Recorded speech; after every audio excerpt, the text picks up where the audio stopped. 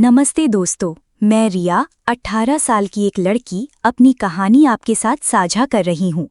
मेरी उम्र तक पहुँचते पहुँचते मैंने जो कुछ देखा, झेला और सहा, शायद ही किसी और लड़की को सहना पड़े।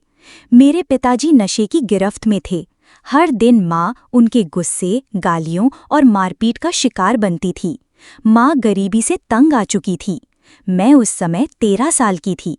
हमारा घर मिट्टी की दीवारों वाला पुराना था। मेरी जिंदगी बस स्कूल, माँ और कभी-कभी पिताजी के गुस्से के इर्द गिर्द ही घूमती थी। मेरी माँ बहुत मेहनती थी। वे सुबह से शाम तक दूसरे घरों में झाड़ू पोछा और बर्तन मांजकर घर चलाती थीं। माँ, थोड़ी चाय ही दो ना, पिताजी बाजार गए हैं, मैंने एक शाम कहा। माँ ने थक कर मुस्कुराते हुए कहा, थोड़ी देर रुक जाओ बिटिया, अभी बना देती हूँ। मगर शाम होते होते घर में गहरी खामोशी छा जाती। पिताजी शराब के नशे में घर आते थे।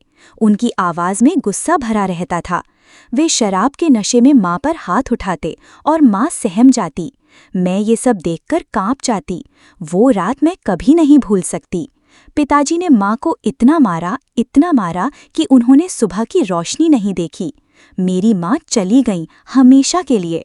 वो एक अंधेरी रात थी जब पिताजी ने माँ को कई बार मारा था, लेकिन उस रात उन्होंने ऐसा मारा कि मेरी आंखों के सामने मेरी माँ बेहोशी की नींद में चली गईं।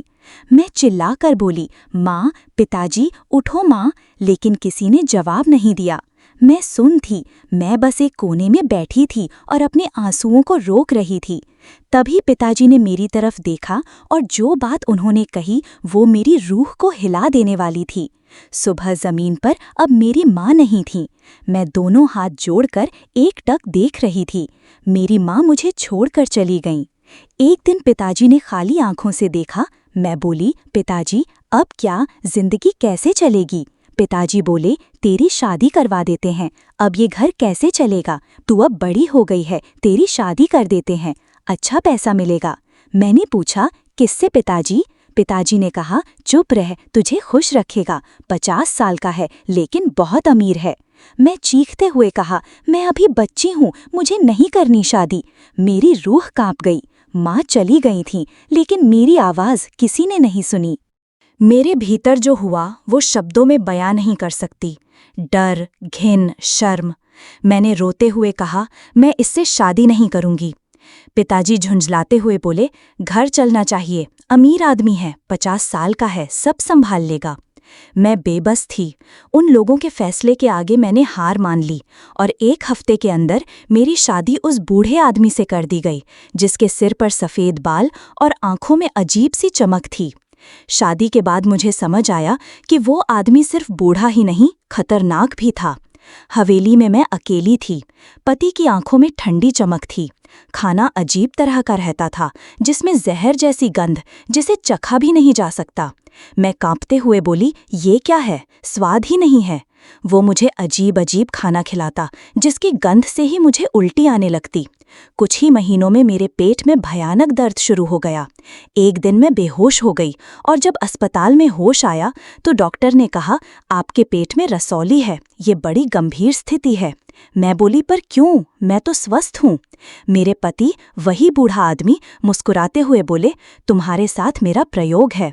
मैं देख रहा हूँ कि क्या रसौली वाली औरत बच्चे को जन्म दे सकती है। मेरे हाथ थर्रा गए। मैं चीख पड़ी, मैं खिलौना नहीं हूँ, मैं इंसान हूँ।